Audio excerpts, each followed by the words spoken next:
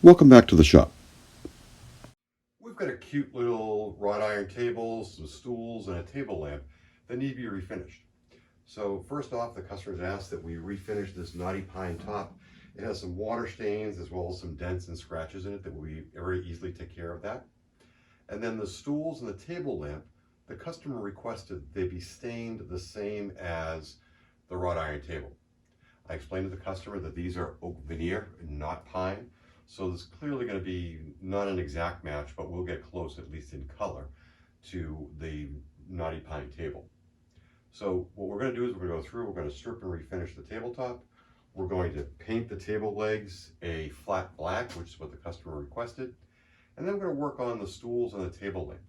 One thing I know for sure is I'm not going to be using any stripper or random orbital sander or any type of power sanders on the stools and the table lamp, because it's a very thin veneer, and using a power tool will go right through the veneer, and we don't want to do that. So it'll all be handwork, be pretty easy to do, but follow along the journey as we get all these 4 pieces to match.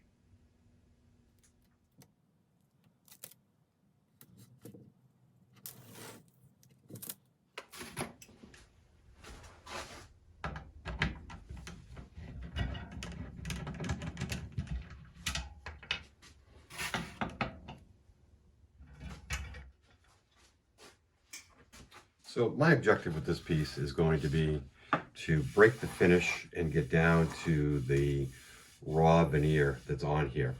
And I'm going to start soft. I'm going to start at a 150 paper just to break the finish and see how close I can get. And a little bit of nostalgia, this sanding block is a piece of mahogany, I think, or a piece of cherry, a piece of cherry that sat on my father's bench my entire life growing up.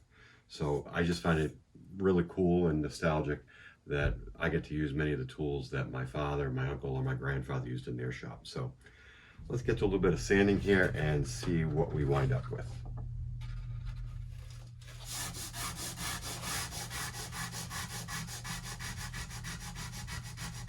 So the 150 wasn't really breaking the finish very well, so I dropped it down to 100 grit, and that seems to be doing a good job of breaking the finish without breaking through the veneer itself. So I'll continue sanding this down, and then I'll wipe it with some paint thinner to see if there's any glossy marks left. And then the glossy marks will tell me that there's lacquer or finish still on here. So I'm going to just keep going. So I've sanded this now with 100 and 150 grit paper. I wiped it down with paint thinner to see if I had any glossy marks, and I had a couple, nothing too significant. So then I wiped it down very gently with some lacquer thinner, being careful not to get it on the edges, because the edges of this are more of a plastic and I'm afraid the lacquer thinner would melt it. So I'm letting it gas off a little bit. I'm not seeing any shiny marks in it. I think I'm down to the bare veneer. I may hit it again with 150 just to make sure, but careful not to cut through. And then we're going to move on to the stools and do the exact same thing. The customer wanted the table to match, the wrought iron table to match the floor lamp as well as the 2 stools. So I'm doing these first to get that color match as kind of like the base of where I want to start from. So I'm going to hit this with another piece of 150 and see where we go, and then I'm going to move on and sand the stools. I had a change of approach in terms of removing the finish from these stools. If you remember early on in the video, I said I was going to avoid using a random orbital sander or any type of power sander, and I was going to not use any stripper. What I found, however, is when I was sanding the stools that I wasn't getting all the lacquer off. I would wipe it down with lacquer thinner, I'd still feel the lacquer on the stool itself. So I moved over and I got some stripper, applied it very gently to the edges, and was able to get all the lacquer off. I then wiped it down with lacquer thinner, and then all of the lacquer was off. I then sanded it with 80, 100, 120, then 150. Wiped it down with paint thinner, let it gas off overnight. And as you can see, we're down to the bare veneer. And the good news is we've not cut through the veneer. So given the success that we've had with these stools, I'm going to go back to the lamp table, and as I look at it, it's not as clean as the stools. So I'm going to apply some stripper to the lamp table and then follow the exact same course and get it back down to the raw veneer. As you can see, the stool is down to that raw veneer, but I still have some yellowing going on the lamp table top. So that's why we're going to apply the stripper and hopefully get it to the exact same finish level as the stool. So what we're going to do now is apply some stripper, careful on the edges, and we'll let this sit for 10 or 15 minutes to allow it to eat through that finish. And as I've said in many of my other videos, the most important part of using stripper is that you keep a wet edge, and you want to keep your stripper wet so that it can actually work through and cut through the finish. Now there's not a lot of finish left on this table top because we sanded it so well, but there's still some that I can see, and I want to get that yellowing out of the top. So the stripper has sat for probably 10 or 15 minutes, and I see some alligatoring, not a lot. I'm going to now take a card scraper and with the grain, scrape back and see if I get any additional finish off. And there is finish, you see that? So clearly my sanding was not the right solution to get the lacquer off.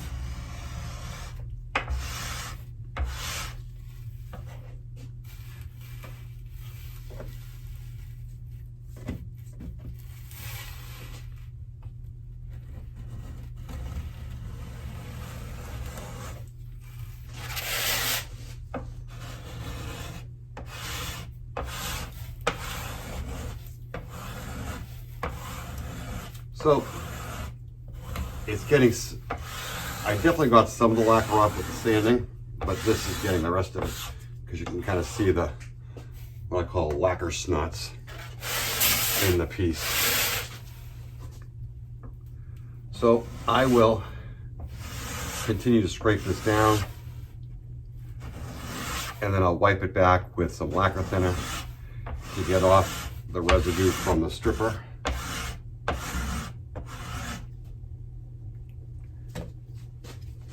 And then give it a careful sanding with 80,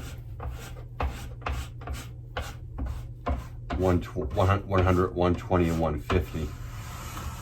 I don't want to go too high on the sandpaper because that will polish the wood and then the stain won't absorb.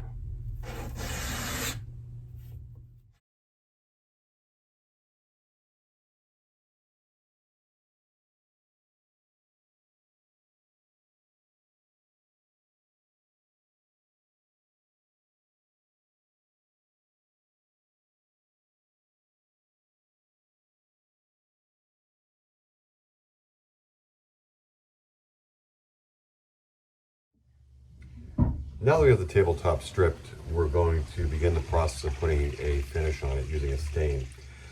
Knowing that this is pine, and pine will absorb stains unevenly and you get blotchiness, especially in end grains, we want to apply a pre-stain conditioner.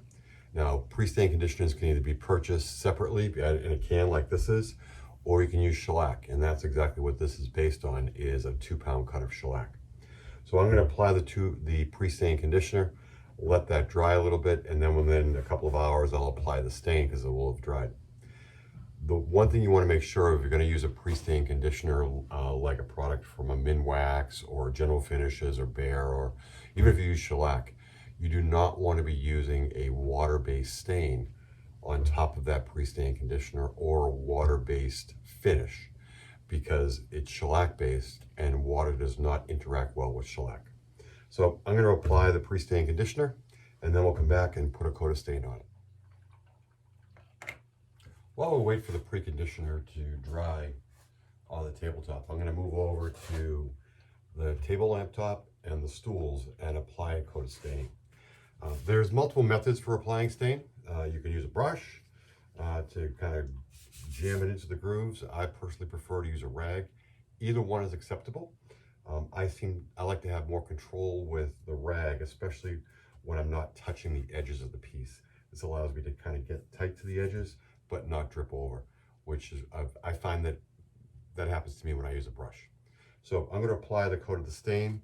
I'm going to be using the same stain for the oak table lamp, as well as the stools and the wrought iron table. The customer wants all 4 pieces to match. Now the challenge, as we mentioned before, is that pine is going to accept the stain a different color than the oak. So it's going to be close, but it will not be an exact match, and I let the customer know that ahead of time. But at least we'll have the same tones and shades of the pieces when they're together. So this is how I apply the stain. I dip it into my rag, into my stain, wearing gloves so I don't get it all over my fingers. And then go across the piece. So I'm going to apply a very light stain to the table lamps and the stool until I then do the wrought iron table, because that's really the piece that I want to be matching as closely as possible. So by applying the stain lightly, I'll get color, but I'll use the table as the base to tell me if I need to apply more stain to it to make it a little bit darker.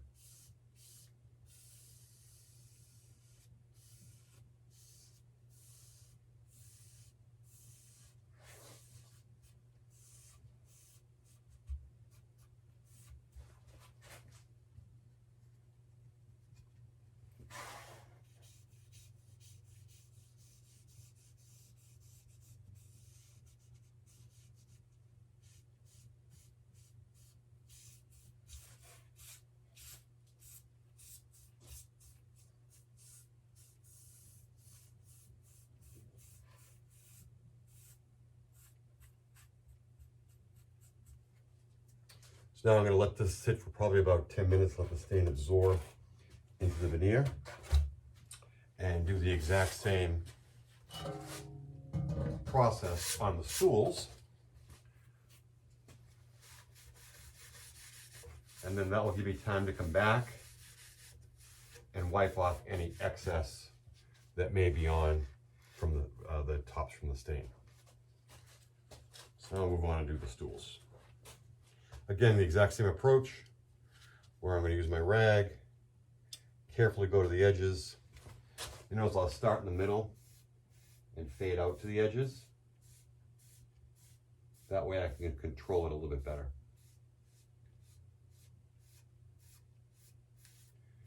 You can immediately see the difference in the oak veneer, that this is much lighter than that top. So I'm likely going to need to apply a couple of coats of stain to these stools.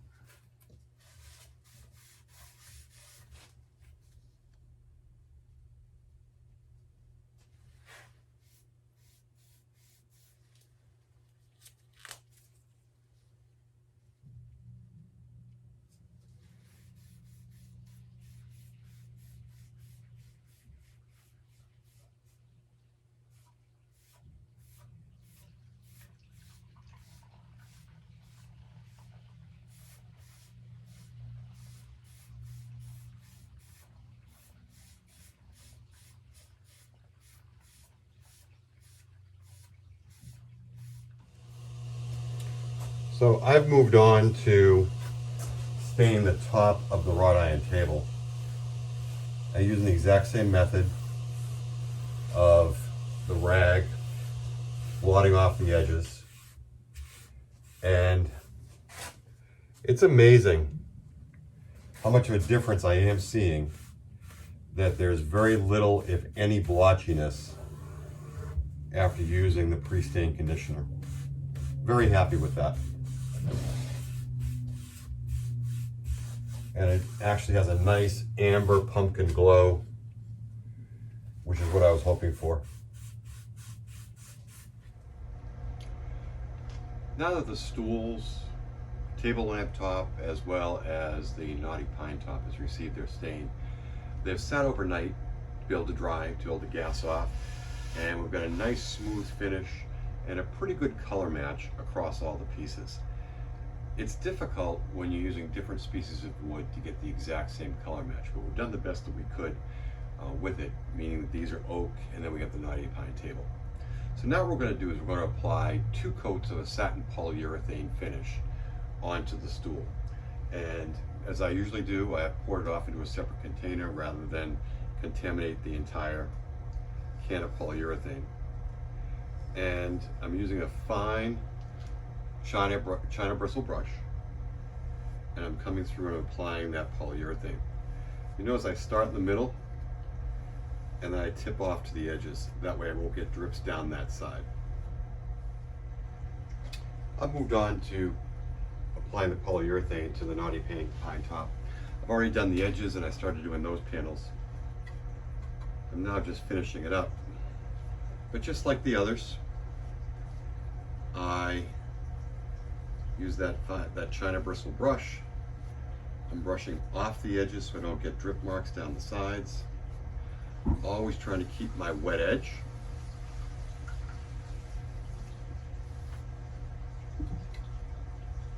And continue through the entire piece. One of the things I like to do is this little tabletop that I'm using was actually a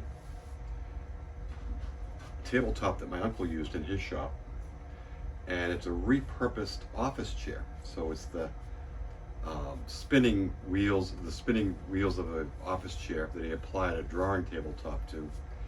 And what that allows you to do is actually spin the top. So as you're working, and it makes it a lot easier when you're working on a piece like this to be able to spin it around as opposed to having to walk around. So I'm just continuously watching. I've got a lot of light going on here in the shop so that I can see if I've missed any spots. And I'll apply this coat, and just like the schedule for the other pieces, I will let this dry overnight and then sand with some 220 paper. Apply a second coat, and then apply a coat of wax and then reattach the bases. So that finishes up this project. So we had a nice wrought iron knotty pine table, 2 oak veneered stools, and an oak veneered table lamp. And what the customer wanted to do was, there was some scratches and some water stains on the table lamp as well as the wrought iron table. And she wanted to clean that up as well as get us some scratches, but then as best we could to get the color match across all 4 pieces.